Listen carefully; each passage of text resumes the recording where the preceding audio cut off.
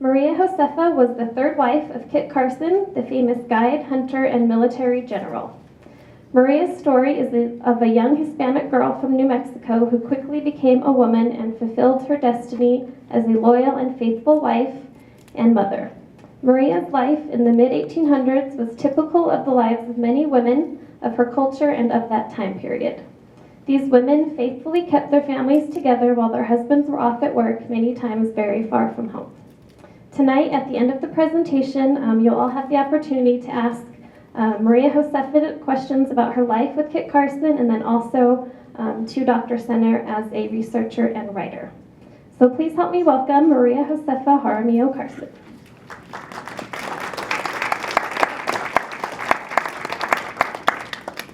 Buenas tardes. My, what a nice group is here. I am so pleased to be here, to be able to share with you the joys, the hopes, the dreams, as well as the frustrations, the disappointments and hardships that I experienced as a wife of Kit Carson. My mind is so full of memories, I don't know where to begin, but I guess I should start at the beginning. My parents, my family, and friends called me Chepita, a loving nickname for little Josefa or Josefita. I was born to a wonderful family, a family whose great-great-grandparents were among the early settlers who first came and settled in what is now Nuevo Mexico, New Mexico. They came with Don Diego de Vargas in 1693 to reestablish the villages, the settlements that had been destroyed during the Pueblo Revolt of 1680. Oh, I remember the stories that my grandmother would tell that had been told to her by her great-grandmother of how they traveled. They left Mexico City and Zacatecas. They went to El Paso, where they joined up with another group, the group that had actually fled from the villages during the revolt. From there, they traveled north. They left in October. A strange time to leave to go north. You wonder what they were thinking, but they must have had a good reason. It was a long, hard journey. They walked alongside the carretas, those wooden carts with the big wooden wheels that moaned and groaned and squealed as they rolled along. Their belongings were piled high on the carretas. And in one of the carretas, there was a special treasure. It was a statue of Our Lady, Nuestra Señora la Conquistadora. She had been rescued from the burning church in Santa Fe. They had taken her to El Paso, restored her. They were bringing her back now to place her in the new church they would build. They had her in a very, very safe place, all wrapped so she wouldn't get broken. And every night they took her out as they prayed the rosary, praying for a safe and successful journey. Their children ran up and down alongside the long caravan.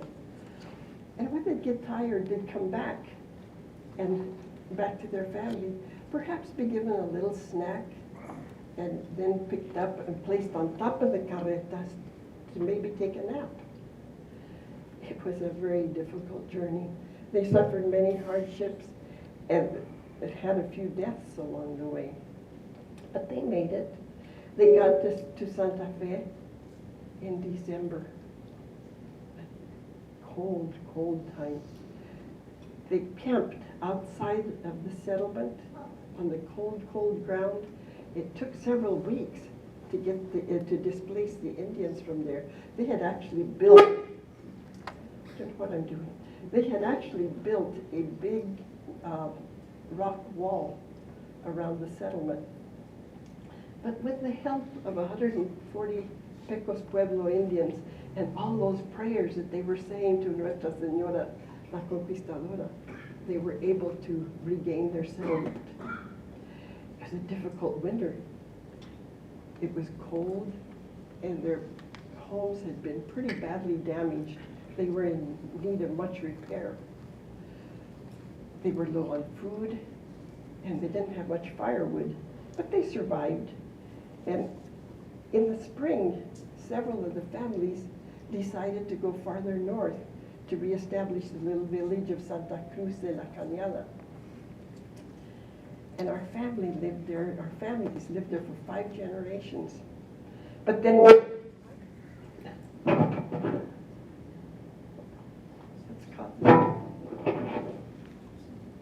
the families lived there for 5 generations, but then my father, Don Francisco Jaramillo, decided to move our family farther north to Taos.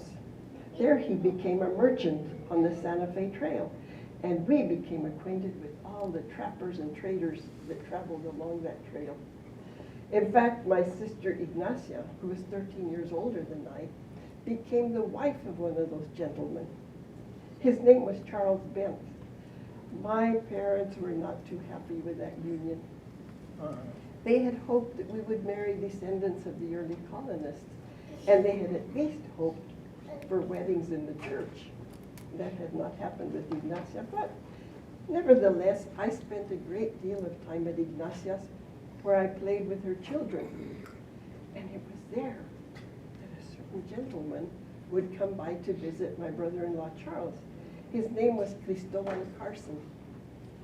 He was a good friend of Charles's, and Charles called him Kit. Kit was so good to us youngsters. He always came with his pockets bulging with things. He would have little spinning tops maybe, little toy puppets, paper dolls, ribbons for our hair. Always he had a bag of peppermint, hard peppermint candy. That candy that's wrapped in red crinkly paper, and when you take it out and put it to your tongue, oh, it was so refreshing. I loved his stories. I loved his visits, and I looked forward to them. One day, I looked out the window, and he was actually coming to my parents' home. I couldn't imagine what he was doing coming to our parents' home, but the minute Father invited him in, he immediately said, "I have important business to discuss with you, Don Francisco."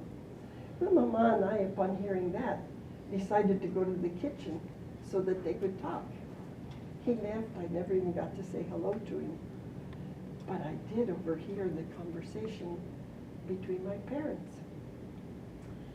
I listened by the door to the living room as Papa said, "Kit wants to marry our Chepita." "What?" said Mama. "She's but a child. He's much older. And besides, he's not even Catholic." "I know," said Papa. But he has decided he'll wait for her for a year until she turns 15. And during that year, he'll become Catholic and they can be married in the church. Mama just shook her head, knowing full well permission had already been given. Didn't matter what she thought. But then she thought, well, she does talk about him a great deal. I think she likes him. He's not a bad man. You know, I don't even think he drinks. So she agreed that maybe it wasn't such a bad idea. But what did I know of marriage? At 14, I was still playing with dolls with my cousins. But the following year was a busy, busy year. Mama and Ignacia took it upon themselves to teach me everything that I would need to know. Mama taught me how to cook the calditos, the stews, how to cook frijoles, the beans, the chiles, the red and the green. Mama taught me how to make tortillas because Papa said no girl should ever marry without making tortillas. So I learned. Mama made me clean house to be sure I would know how. She taught me how to sew and many other things that I would need to know as a young bride. Time went very quickly, and before we knew it, it was January of 1843, and Kit returned to prepare for the big wedding. As usual, he came bearing gifts, but this time the gifts were different. It was yards of beautiful, white, silky, smooth satin, yards of exquisite Spanish lace, fine shoes and stockings, Mama and Ignacia went to work immediately, and I had the most beautiful white satin wedding gown with a Spanish lace mantilla for a veil. We were married on February the 6th of 1843 in the little church of Our Lady of Guadalupe in Taos. It was a beautiful wedding, all anybody could hope for. And after the wedding, the musicians played and we went in a procession from the church to the house. At the house, Mama had prepared for this big feast. There were tables all set up in the living room, and at the entry to the house, there was a little table, a little side table called the banquete. There were little glasses for wine, bottles of wine, and trays of bizcochitos. And people would help themselves to a bizcochito and a little glass of wine while they waited for a place to clear at the table so they could be seated. It took an hour or so before everybody was fed.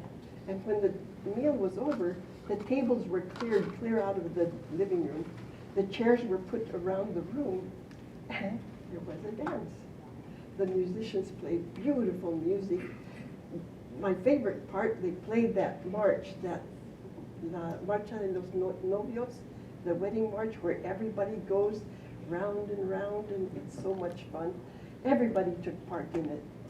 Towards the end of the dance, they played that ceremony called the entrega, where the bride and groom, somebody sings the verses, and the bride and groom are delivered to each other. The padrinos, the bridesmaid and groomsmen, are no longer responsible for them. And their parents aren't either. Now they belong to each other. Beautiful ceremony. It was so much fun, and I felt so grown up throughout the whole thing. After all, it wasn't uncommon for girls to be married at 15, and it was just a month before my 15th birthday. We loved the little house that Kit had bought for us. It was a couple of blocks away from my sister's house, and just not too far from my parents' home. Kit treated me like a queen. He was so good to me. But one day he said, Chepita, I cannot stay here with you all the time. I have to find work. I'm going to try to find something that'll keep me in Taos, but at this point I have to take whatever I can find. So he went out and he was given a job as a hunter on the bent St. Vrain wagon train that was taking buffalo robes and hides to Missouri. He took the job thinking it wouldn't be that long, in several months he'd be back home again. But the year before we were married, Kit went on an expedition with John Fremont, the explorer and map maker. They were trying to find a way to get to California over the mountains. And now, while he was in Missouri, he ran into John Fremont again. And Fremont talked him into going to complete the work that started. He did get word to me of the change in plans, that he would be delayed coming home, but he failed to mention when I might expect him home. I was so lonely. I had spent time at my parents, at my sisters, relatives that needed help. Whoever needed help, I was there to help them. I had my little house, but no husband to take care of. It was a terrible time. He was gone for a whole year and 3 months. When he came back, he did odd little hunting trips that kept him close to Taos, which made it a little better. But one day when he came home, he said, my friend Dick Owens and I have found land east of the mountains from Taos at a place called Cimarron. There we'll clear the land, we'll plant grain, we'll build a couple of houses, we'll have a farm, and we'll live together for the rest of our lives. That sounded good to me. The thought that he wouldn't have to be running off looking for work was exciting. He was very excited about this venture. They built Dick Owens' house, they cleared the land, they planted the grain, and they started building our house. one time when he came the next time, things seemed different. And he said, Chapita, vendimos el rancho. We sold the farm. John Fremont sent a messenger. He needs us immediately. We got what we could for it, and we have to leave tomorrow. I looked at him in disbelief. You sold the farm, I said? What were you thinking? I was looking forward to living with you there for the rest of our lives. I had gathered seeds to plant a garden. I was going to help you with the animals. Ay, Dios mío. He sold the farm for half of what it was worth. And then he took off with John Fremont again. Maldito ese John Fremont. His sudden and unexpected departure was a big blow to me. The dream had vanished. I had nothing to look forward to. I quickly grabbed my belongings and went back to my sister Ignacia's. But shortly after Kit left, there was a lot of unrest. There was talk that the Americanos were coming with troops. They were going to attack and take Taos and Santa Fe, and it was a scary time. But by October, the Americanos had taken over Santa Fe with little or no resistance, and my brother-in-law was named Charles Bent was named governor. So we thought things were safe. But then there was more unrest. There was talk of a revolt. They were going to overthrow the Americanos and reestablish Mexican sovereignty. But the men that were involved in that plot were discovered, and they were jailed, and Governor Bent thought, well, it's safe. So he came to Taos to spend some time with his family. But he had only been there one night, when early in the morning we woke up to sounds screaming and yelling in the plaza. Mátalo, kill him, don't let him get away. The governor quickly jumped out of bed, threw on his pants, pulled his suspenders over his shoulder, and ran to the door. He opened the door, and the mob was approaching just fast. And he yelled out, ¿Qué pasa? What's happening out there? The leader of the mob said, we've come to kill you. What? Said the governor. Haven't I always been good to you? Haven't I helped you whenever you needed help? Yes, they shouted, but you're an Americano. No Americano will ever govern us. At that time, they immediately started shooting arrows and bullets at him. The governor fell backwards. Ignacia quickly slammed the door shut and bolted it. In the meantime, Rumalda, my niece, and Juanita, the Indian lady that lived with us, and I, had taken the children into the next room. Because I kept thinking, if we could dig a hole through the wall, if we could sneak into the empty house next door, and then maybe out that back door, and then slip out into the night and hide. So I said, Romalda, quickly bring the poker and the shovel from the fireplace. Juanita, get knives from the kitchen. And we began to pound and pound and pound at that wall.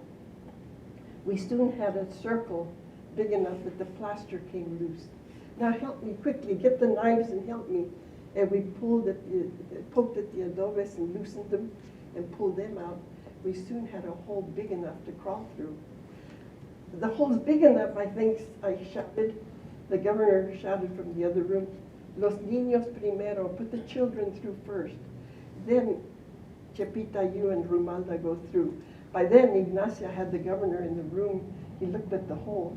I said, I can't fit through there with these arrows sticking out my side. Ignacia quickly broke the arrows and helped him, and we helped him from the other side. And as we were bringing him in, the mob broke down the door and broke a hole in the roof and came charging in.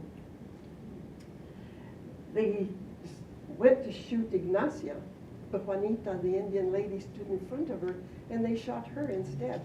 They hit Ignacia in the back with the butt of the gun, and she fell. In the meantime, we had the governor in the room with us, and the mob found us huddled around the bleeding governor. Rumalda held his head in her arms and kept saying, No te mueras, mi padre. Please don't die. But at that moment, the leader of the mob grabbed him from her arms by the suspenders, threw him down to the ground, and bent over and proceeded to scalp him with the string of his bow as cleanly as if he had done it with a knife. We stood there in shock and horror. Leave us alone, I cried. Please go away, leave us alone. Ave Maria Purísima, ayúdanos. Holy Mary, Mother of God, help us. At that moment, a town resident came running in. What have you done here? He said, you weren't to kill him. You were just to take him prisoner. Go. Your work here is done. Leave the women and children alone. They did. They left us. But we stood there in shock and fear. They had taken everything. They stripped the governor of his clothing and didn't even leave us a blanket to cover him. In the meantime, Ignacia came to. She crawled through the hole. When she saw what had happened, she moved us all to the corner where she built a fire in the corner fireplace. It didn't help much. That cold was so, the wind was howling through the broken down roof and through the door. But the fire in the fireplace helped a little bit. All I could think of was Kit. Had he been here, he would have saved us. He knew how to talk to these people. He could have calmed them down. I desperately needed Kit to tell me what to do. I didn't know how we'd survive. The governor was dead. Ignacia was injured. Our home had been destroyed, and they left us with nothing. How could we survive? We huddled there in fear the rest of that day, and in the evening, a kind gentleman came to check on us. And when he saw what had happened, he left to go prepare for the governor's burial. He soon came back, though, with warm food and warm blankets. And then several hours later, a kind lady sent someone to get us, to take us to her home, where she provided warm baths, clean clothing, and food, and much support for the shock we had been through. Again, I kept thinking of Kit. What will happen to him when he comes back? Will they try to kill him? I desperately needed him to reassure me that all would be all right. But it was a whole 3 more months before Kit heard of the Taos revolt and came home. When he came, I told him over and over again what had happened to us. I kept recounting the story. He was saddened by the death of the governor, angry he hadn't been there to protect us, and upset because he had to leave again. He was carrying an important message from California to Washington, D.C., so he had to leave to take it. For the next 2 years, he carried messages back and forth between California and Washington, D.C. He would stop and visit us for a few days, both ways, but 2 years he was gone doing that. Finally, in the fall of 1849, he came home and he said, Chepita, this time I have found another ranch, and we'll raise mules and horses and cows and sell them to the military. This ranch is just south of Cimarron. It's at a place called Rayado, and there's a house there, so you can go with me right away. So we did. I went with him. He got the herds of animals, but the Indian raids were so fierce that many times he ended up taking me back to Taos. Finally, in April of 1850, he took me back to Taos, where I gave birth to our first child. Little Carlos Alfredo was born on May 1st, 1850. 3 days after the baby was born, Kit had to leave to take a herd of mules and horses to Fort Laramie in Wyoming Territory. Terrible time for him to leave. The baby was so small and frail, and I was so young.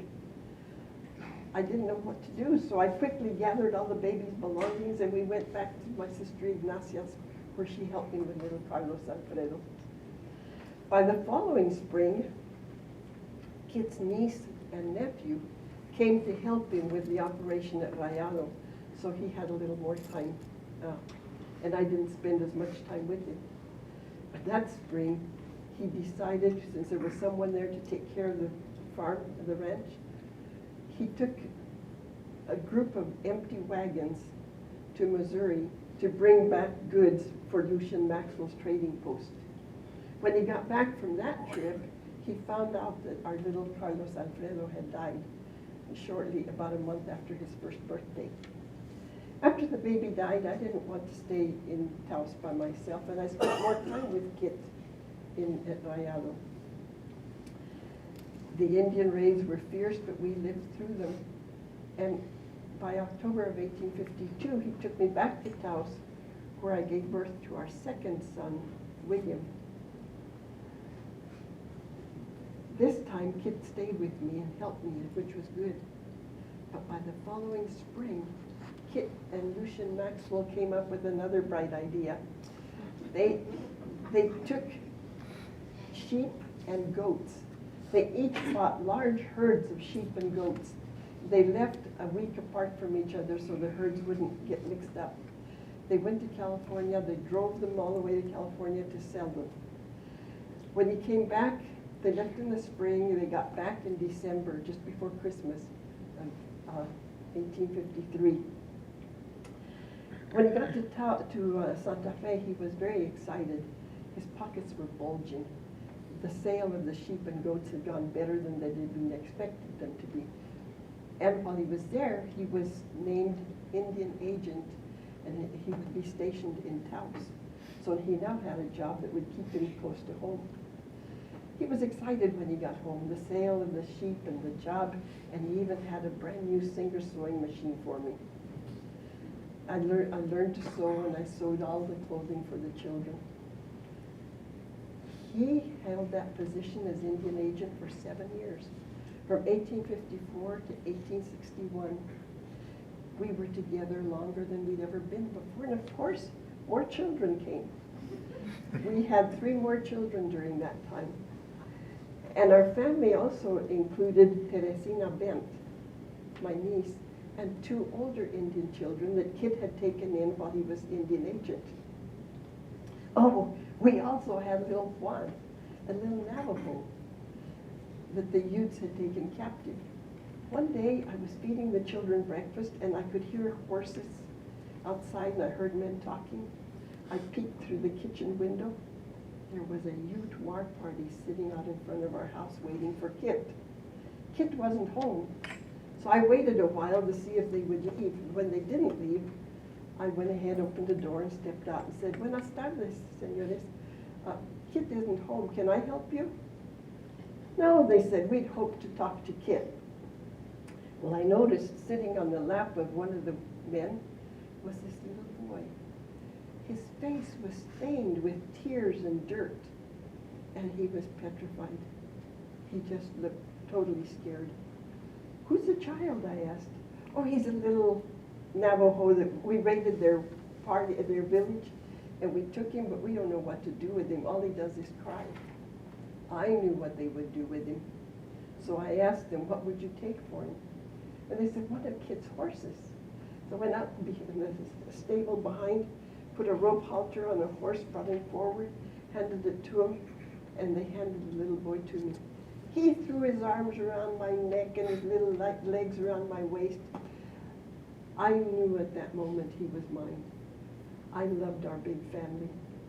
With Teresina and the 2 older children, I had plenty of help to take care of our growing family. It was a wonderful time. I even learned to play the guitar and taught them how to sing, and we sang and played together the whole time. Kit was home often. He was out tending to Indian affairs, but his office was in Taos, so he was home a lot.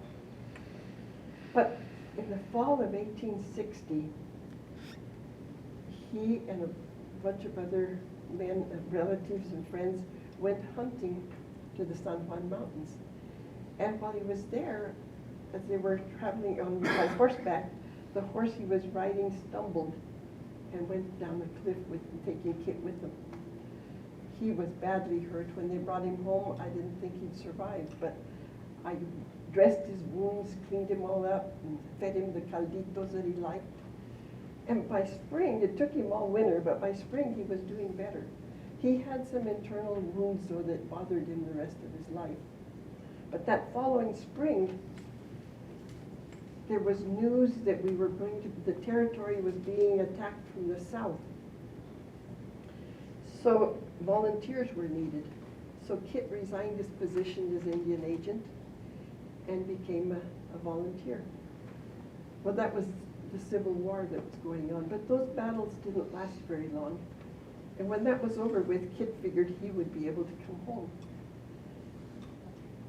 But instead, he was ordered to bring the Indians under control.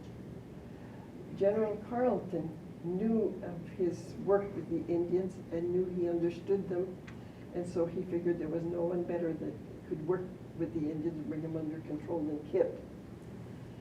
That assignment lasted for a number of years, and Kit hated it.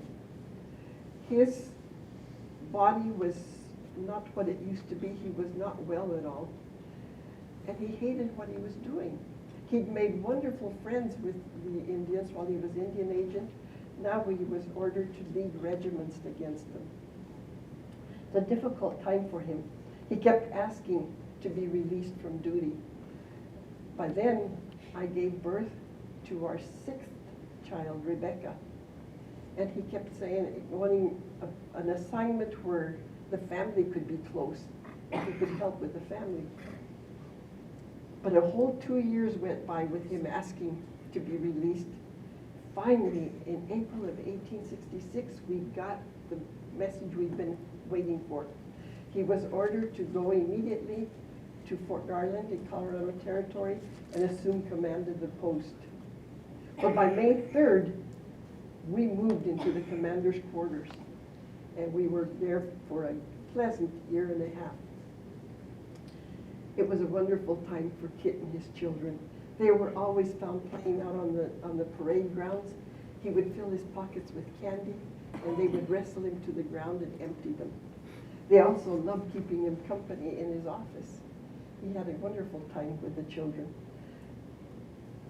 In fact, my sister Ignacia and her daughter Teresina came to spend time with us while we were there.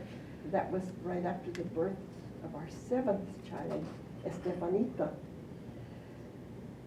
But by the fall of 1867, I think it was, the order came for them to close the fort down and release the soldiers. So Kit proceeded to close the fort, and when he himself was released from service, he came to Taos, and we quickly gathered our belongings and went over the mountains to join our niece Rumalda and her husband Tom Boggs, who had a ranch on some land that we had inherited in near La Junta from Uncle Cornelio Mejil's land grant. So we went quickly there. When we got there, Tom, always being good to us as he was married to my niece, let us have 3 rooms next to the little store. He had built a bunch of adobe homes there and had people come and settle, and his little compound there became known as Boggsville. We were happy there, but it was very difficult. Kit was so sick that he couldn't ride his horse anymore. They had to take him by carriage to Fort Lyons to see the doctor. And I was not doing well. By then, I was expecting our 8th child. I was very tired and weak, and I kept worrying about if Kit didn't get better, how would we survive? My faith was ebbing along with my strength. But I was happy to have the help of my niece Rumalda, and the other ladies were very good to us. But that spring again, the government kind of interfered with our life. The Colorado Territorial Governor wanted Kit to accompany a group of Ute chiefs to go to Washington, D.C. to negotiate a treaty. Kit looked at me pleadingly and he said, Chepita, I must go. The Utes trust me and I can negotiate a good treaty for them. But look at you, I said, you're so frail, you'll never make it back. Again, he said, maybe I'll see a good doctor while I'm back east, and then we'd all be better off. In the end, he again answered the call to duty and left. When they finished with Washington, D.C. and Boston, an Indian agent accompanied him. And they came by train to Cheyenne. In Cheyenne, they came by carriage to Denver. In Denver, they got a wagon with a mattress in the back so Kit could lie down because he was not doing well at all. He sent word to me that he was on his way, that when I might expect him home. I was so anxious to see him that I talked my nephew Tom Boggs into taking me in our carriage to meet them. And we met them about 20 miles out of Boggsville near La Junta. Kit looked terrible. I didn't think he'd make it home, but we transferred him into the carriage with me. He rode with me in the carriage.